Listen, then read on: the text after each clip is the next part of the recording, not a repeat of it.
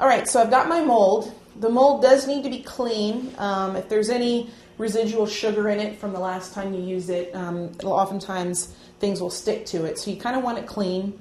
You don't need to grease it or oil it or anything. You just use it as is. And so the way you do this is I'm going to use my wooden spoon, and I'm just going to kind of spoon some sugar into here like this. And now the thing is, in order to get it to mold really nicely, think of it like making a little sandcastle using, your bucket as the mold.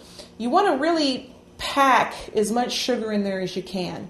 So you see I'm kind of using the back of my wooden spoon to really sort of mash the mixture into there. And I'm really kind of packing it down, mainly because, you want the sugar to like get packed into all the little details of the face, into the eyes and into the teeth of that mold.